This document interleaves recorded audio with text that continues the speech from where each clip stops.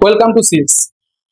আমরা আজকে আমাদের সিএ বা কারেন্ট অ্যাফেয়ার্স এর আজকে সেকেন্ড ক্লাসে এসেছি। বাইরে বৃষ্টি পড়ছে, তো এই বৃষ্টি স্নাত ভাদ্র মাসে আমরা আমাদের ক্লাস আজকে স্টার্ট করি। তোমরা জানো যে আমরা লাস্ট উইক থেকে কারেন্ট অ্যাফেয়ার্স এর কিছু বাছাই করা বিষয় নিয়ে তোমাদের সামনে আসছি এবং সেগুলোকে ক্লিয়ার করার ট্রাই করছি। তো সেই ক্ষেত্রতেই আজকে আমাদের সেকেন্ড ক্লাস। তো চলো আজকে শুরু করা যাক। আমি সৈকত মিত্র ক্লাসটা শুরু করছি। চলো, তো আমাদের প্রথম স্লাইডে যেটা আছে সেটা একটা টেকনোলজি বা সায়েন্স রিলেটেড একটা খবর। সেখানে বলছে যে সেপ্টেম্বর 2025 সালে একটা টেকনোলজি ট্রান্সফার এগ্রিমেন্ট হয়েছে। কার কার মধ্যে হয়েছে না, বলছে new space India limited, Indian space research organisation, মানে যাকে আমরা তোমরা ইসরো নামে চিনি, আর হয়েছে কার সাথে, Indian national space promotion and authorisation centre, এবং আর একটা সংস্থাও সেখানে ছিল, তার নাম হচ্ছে হিন্দুস্তান এয়ারোনটিক্স লিমিটেড। তাহলে এই চারটি সংস্থার মধ্যে আমাদের কি হয়েছে, একটা তোমার টেকনোলজি ট্রান্সফার চুক্তি হয়েছে। কি নিয়ে না, চুক্তিটা বলছে যে এসএসএলভি নিয়ে। দেখো এখানে লেখা আছে যে এসএসএলভি অর্থাৎ স্মল স্যাটেলাইট লঞ্চ ভেহিকেল। মানে আমরা জানি যে বিভিন্ন দেশের পক্ষ থেকে বিভিন্ন সংস্থা কি করে, স্যাটেলাইট লঞ্চ করে। তো স্যাটেলাইট লঞ্চ করার জন্য যে যন্ত্রটা, মানে যে যন্ত্রটার মাধ্যমে স্যাটেলাইট লঞ্চিং হবে, তাকে সেই যন্ত্রটাকে উৎপাদন করার যে প্রযুক্তি, সেটার জন্য এখানে এই চুক্তিটা হয়েছে। তাহলে তাকে আমরা শর্টে কি বলছি না, তাকে আমরা শর্টে বলছি স্মল স্যাটেলাইট লঞ্চ ভেহিকেল, যাকে শর্টে বলে এসএসএলভি। তাহলে এই চারটি সংস্থার মধ্যে যে একটা টেকনোলজি ট্রান্সফার এগ্রিমেন্ট হয়েছে, যার নাম তোমার এখানে বলা হচ্ছে যে এসএসএলভি সম্পর্কিত বিষয়ে এই চুক্তিটা হয়েছে। এবং তার মানে বুঝতেই পারছো যে এখানে চারটে সংস্থার নাম মোট দেয়া আছে, কিন্তু এই চারটে সংস্থার মধ্যে হয়তো আমাদের সব থেকে চেনা লাগছে এই সংস্থাটাকে, ইসরো, তাই না? নিশ্চয়ই এই সংস্থাটার নাম শোনেনি, চাকরির পরীক্ষায় রয়েছে এমন কোন স্টুডেন্ট পাওয়া যাবে না, তাই না? ইসরো। আচ্ছা, তার মানে এই চুক্তিটার মধ্যে ইসরো আছে। আচ্ছা বলো তো, ইসরো কত সালে প্রথম স্থাপিত হয়েছিল? উত্তর হচ্ছে ইসরো 1969 এর 15ই আগস্ট ইসরোর প্রতিস্থাপন হয়, মানে ইসরোকে তৈরি করা হয়। ক্লিয়ার? তাহলে এখান থেকে এই স্লাইড থেকে আমাদের জানতে কি হচ্ছে, এই স্লাইড থেকে আমাদের জানতে হচ্ছে না একটা নতুন চুক্তি হয়েছে, কি নিয়ে না এসএসএলভি নিয়ে। আচ্ছা, তাহলে এসএসএলভি মিনিং কি? Small satellite launch vehicle. Okay, SSLV technology. বেশ।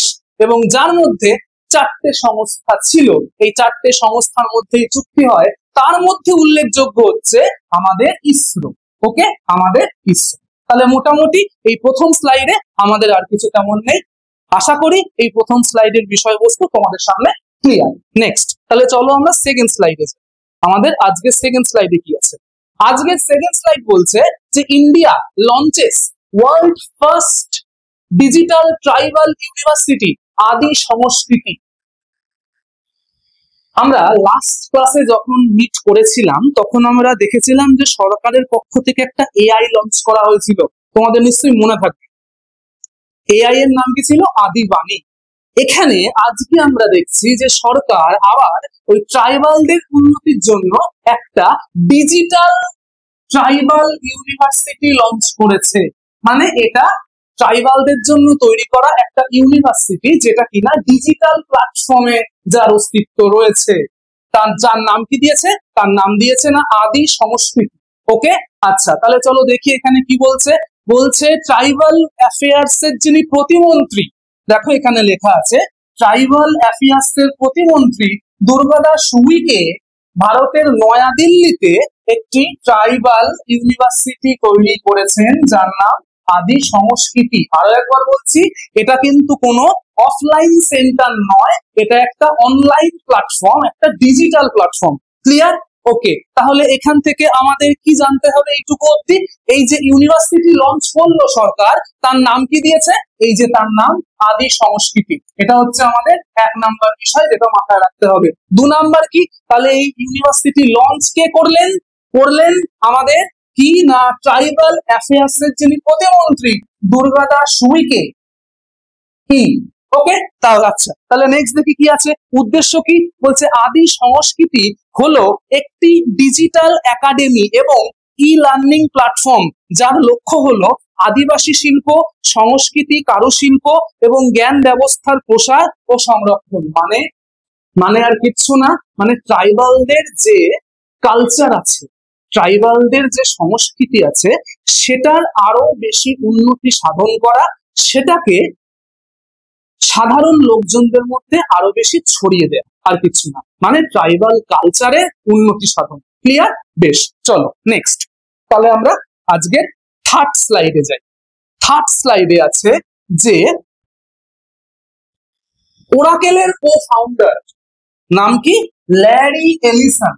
ওরাকেলের কো ফাউন্ডার ল্যারি এলিসন, তিনি ইলন মাস্ককে ছাপিয়ে গেছিলেন টাকা পয়সার দিক থেকে আর কি।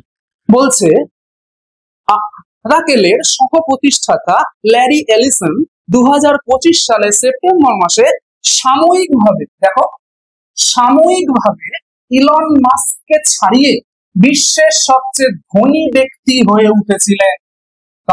কারণ এই যে কোম্পানিটা, সেই কোম্পানিটা শেয়ার মার্কেটে নাকি 43% ইনক্রিজ হয়েছিল। শেয়ার মার্কেটে স্টকের যে দাম, তোমরা নিশ্চয়ই টুকটাক শেয়ার মার্কেটের বিষয়বস্তুগুলো জানো। তো শেয়ার মার্কেটের এনআরএই কোম্পানির স্টকের দাম 43% হাইক হয়েছিল। সেই জন্য উনি হঠাৎই মাস্ককে ছাপিয়ে বিশ্বের সবচেয়ে ধনী ব্যক্তি হয়ে গেছিলেন। কিন্তু চিন্তা করার কোনো বিষয় নেই, ওই দিনের শেষে মাস্ক আবার তার যে পাস্ট জায়গা সেটা তিনি ফিরে পান। মানে বর্তমানে এখনো অব্দি মাস্কই হচ্ছে বিশ্বের সব থেকে ধনী ব্যক্তি। ক্লিয়ার? এটা শুধু একটা সাময়িক ইনসিডেন্ট হয়েছিল, সেই জন্য তোমাদের সামনে দেয়া। ওকে, তোমরা জানো যে যে যে মাস্ক, এই মাস্ক জেফ বেজোসকে ছাপিয়ে কিন্তু বিশ্বের সব থেকে ধনী ব্যক্তি হয়েছিলেন একটা সময়, এবং এখনো অব্দি তিনি বলতে গেলে বিশ্বের সব থেকে ধনী ব্যক্তি আছেন। কিন্তু মাঝে মাঝে এই মাসের এই সপ্তাহে একজন ব্যক্তি, যার নাম কি আর একবার বলছি, ল্যারি এলিসন, তিনি ওই কয়েক ঘন্টার জন্য মাস্ককে ছাপিয়ে গেছিলেন। ক্লিয়ার? ওকে, চলো নেক্সট স্লাইডে যাই। নেক্সট স্লাইডে আমাদের জন্য একটা খারাপ খবর আছে। এটা সত্যি খারাপ খবর আছে। একজন অ্যাক্টর, একজন খুবই ভালো অ্যাক্টর, যার নাম হচ্ছে যে আশিস ওরাং। আশিস ওরাং স্যার আমাদের এই মাসে আমাদের ছেড়ে, সবাইকে ছেড়ে তিনি পরলোক গমন করলেন মাত্র 55 বছর বয়সে। এটাকে তো ভালো খবর বলা যায় না, এটা একটা যথেষ্ট খারাপ খবর। তো বলছে যে উনি একজন খুব গুণী অভিনেতা ছিলেন। উনি অনেক গুরুত্বপূর্ণ ফিল্মে ওনার কাজ রয়েছে, যেমন সূর্যবংশী। তোমরা নিশ্চয়ই এই ফিল্মটা সবাই জানো, খুব বিখ্যাত একটা ফিল্ম, সূর্যবংশী বা বাংলায় বললে সূর্যবংশী। আর একটা হচ্ছে দৃশ্যম। এই দুখানা ফিল্মই কিন্তু আমাদের খুব প্রিয়, জনপ্রিয় দুটি ফিল্মে এই ব্যক্তিটির সেখানে অ্যাক্টিং আমরা দেখেছি, আমরা দেখতে পাই, এবং উনি আমাদের সকলের মনোরঞ্জন সেই ফিল্মগুলিতে করেছেন। কিন্তু হঠাৎ করেই মাত্র 55 বছর বয়সে এনার মৃত্যু হয়। এটা খুবই একটা বাজে খবর। আচ্ছা, তাহলে আমরা নেক্সট স্লাইডে চলে যাই। আমরা বলছে শাবানা মাহমুদ। শাবানা মাহমুদ নাকি ইউকেতে, মানে যাকে আমরা ইংল্যান্ড বলি, ইংল্যান্ডে নতুন হোম সেক্রেটারি রূপে দায়িত্ব নিয়েছেন। শাবানা মাহমুদ ম্যাডাম কি করেছেন না, ইংল্যান্ডের নতুন হোম সেক্রেটারি রূপে দায়িত্ব নিয়েছেন। তাহলে ফার্স্টে কে ছিল, মানে উনি কাকে রিপ্লেস করলেন? আচ্ছা, বলছে না উনি রিপ্লেস করলেন ইভেট কুপারকে। বেশ, উনি রিপ্লেস করলেন কাকে না, ইভেট কুপারকে। তাহলে আমরা বলতে পারি এই স্লাইডে একটা ছোট্ট স্লাইড আছে, এই স্লাইডের মূল বিষয়বস্তু কি? ইউকেতে, ইংল্যান্ডে ইভেট কুপারকে রিপ্লেস করে কে এসছে? ম্যাডাম শাবানা মাহমুদ। ওকে, তাহলে ম্যাডাম শাবানা মাহমুদের বিষয়ে এই খবরটা আমাদের কিন্তু নিশ্চয়ই জানতে হবে। চলো নেক্সট স্লাইডে চলে আসি। এখানে আর তেমন কিছু নেই। ওকে, এখানে আর তেমন কিছু নেই। নেক্সট নেক্সট স্লাইড হচ্ছে আমাদের ডোনাল্ড ট্রাম্প সম্পর্কিত। কি বলছে দেখি, বলছে US president Donald Trump has signed an executive order renaming the Department of Defense as the Department of War. Okay, hold on. কি বলছে, বলছে রিনেমিং মানে নতুন নামকরণ করলেন। কার, কি হয়েছে, বলছে ডিপার্টমেন্ট অফ ডিফেন্স কে উনি নাম চেঞ্জ করে কি রাখলেন, ডিপার্টমেন্ট অফ ওয়ার। ওকে, তাহলে ইউএস এর প্রেসিডেন্ট স্যার ডোনাল্ড ট্রাম্প কি করেছেন, ডিপার্টমেন্ট অফ ডিফেন্সের নাম চেঞ্জ করে রেখেছেন ডিপার্টমেন্ট অফ ওয়ার। আচ্ছা, তাহলে এই নামটা কি হঠাৎ করেই ঠিক হলো, মানে হট করে একটা নাম ছিল, ভালো কাজ করছিল, সেই নাম দিয়ে কোনো সমস্যা হচ্ছিল না, হট করে নামটা চেঞ্জ করে দিল, মানে এমন একটা নিউ নাম? বলছে না, এই নামটা যে একদম নিউ এমন নয়। ডিপার্টমেন্ট অফ ওয়ার এই নামটা নাকি 1789 থেকে 1947 অব্দি ছিল। ভাবো, তার মানে বলছে যে ডিপার্টমেন্ট অফ ওয়ার এই নামটা 1789 থেকে 1947 সাল অব্দি ইউএসএ তে ইউজড হতো, তারপরে নামটা চেঞ্জ করে রাখা হয়েছিল ডিপার্টমেন্ট অফ ডিফেন্স। এখন এই এত বছর পর, মানে 1947 সাল থেকে এই 2025 সালে এসে ট্রাম্প সাহেবের মনে হয়েছে যে নামটা চেঞ্জ করার কথা, তাই উনি আবার সেই পুরনো নামটিকেই ফিরিয়ে এনেছেন, পুরনো নামটিকেই রিনেম করেছেন। তাহলে এখন বর্তমানে 2025-এ আমরা এই যে সংস্থা বলা ঠিক না, এই যে দপ্তর, এই দপ্তরটাকে কি নামে চিনবো, ডিপার্টমেন্ট অফ ওয়ার নামে চিনবো। তাহলে যেটা আগে ডিপার্টমেন্ট অফ ডিফেন্স ছিল, সেটার নাম চেঞ্জ হয়ে কি হয়েছে বলো, ডিপার্টমেন্ট অফ ওয়ার হয়েছে। ওকে, আর কি বলছে, আর কিছু বলছে? হ্যাঁ, বলছে যে ট্রাম্প এই সিদ্ধান্তের যৌক্তিকতা ব্যাখ্যা করতে গিয়ে বলছেন যে পূর্বের নামটি এবং তার আমেরিকার সামরিক ইতিহাস ও শক্তিকে প্রতিফলিত করতে ব্যর্থ ছিল। আচ্ছা, ট্রাম্পের মতে আগে যে নামটা ছিল সেই নামটা ইউএস এর যে হিস্ট্রি এবং ইউএস এর যে শক্তি তাকে ঠিক রিফ্লেক্ট করতো না, মানে ইউএস এর প্রকৃতির সাথে নামটা ঠিক খাপ খেত না। মানে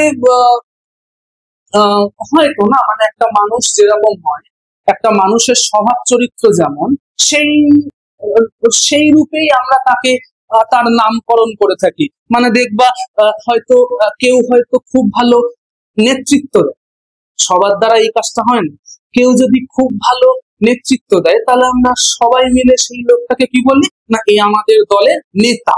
তার মানে একটা মানুষের বৈশিষ্ট্য যেমন, সেই ওয়াইজ তার নামকরণ করাটা উচিত। তো ট্রাম্পেরও বোধহয় তাই মনে হয়েছে যে এর আগে যে নামটা ছিল সেই নামটা তোমার অ্যাকচুয়ালি হয়তো জাস্টিফাই করছে না, তাই উনি নামটা চেঞ্জ করে কি রেখেছে, ডিপার্টমেন্ট অফ ওয়ার। এটা হয়তো তাদের নামকে জাস্টিফাই করবে, ইউএস এর ওই দপ্তরকে হয়তো জাস্টিফাই করবে। তো ঠিক আছে, ট্রাম্প সাহেব যখন বলেছেন তখন তাই হবে। ওকে, বেশ, তাহলে এই স্লাইডে মোটামুটি আমাদের এইটুকুই ছিল, কিচ্ছু না। যদি সামারাইজ করি, ট্রাম্প ডিপার্টমেন্ট অফ ডিফেন্স এর নাম চেঞ্জ করে কি রেখেছে, ডিপার্টমেন্ট অফ ওয়ার, আর কিছু। ওকে, চলো নেক্সট স্লাইডে চলে আসি। নেক্সট স্লাইডে কি আছে, নেক্সট স্লাইডে একটা খেলার খবর আছে, কিন্তু আজকে আর আমরা অন্যান্য খেলায় যাব না, হকিতে যাব। ওকে, হকিতে কি বলছে, বলছে India wins 4th Asia cup hockey title and qualifies for 2026 men's hockey world cup. বলছে ইন্ডিয়ার যে হকি দল, সেই হকি দল কি করেছে, ইন্ডিয়ার হকি দল বলছে না তোমার হকিতে যে এশিয়া কাপ হয়, সেই এশিয়া কাপ সেই দল জয় করেছে, এশিয়া কাপ জয় করেছে। এবং বলছে, এবং এই এশিয়া কাপ জয়ের মাধ্যমে ওরা নাকি পুরুষদের মেন্স হকি ওয়ার্ল্ড কাপের জন্য ওরা নাকি সিলেক্টেড হয়ে গেছে। খুব বড় নিউজ এটা, এবং খুবই এটা একটা আমাদের জন্য প্রাউড ফিলিং হওয়ার মতো একটা ঘটনা। ঠিক আছে, তাহলে কি বলছে যে India won the men's Asia cup hockey championship. Okay, বেশ, আচ্ছা, এই চ্যাম্পিয়নশিপটা কোথায় হয়েছিল, এই চ্যাম্পিয়নশিপটা হয়েছিল রাজগীর হকি স্টেডিয়াম বিহারে। তাহলে হকির যে এশিয়া কাপ সেটা কোথায় হয়েছিল? সেটা হয়েছিল রাজগীর হকি স্টেডিয়াম বিহারে। এখানে ভারত জয়লাভ করেছে, ভারত জয়লাভ করেছে এবং এই জয়ের সঙ্গে সঙ্গে ভারত কিসের জন্য কোয়ালিফাই করলো?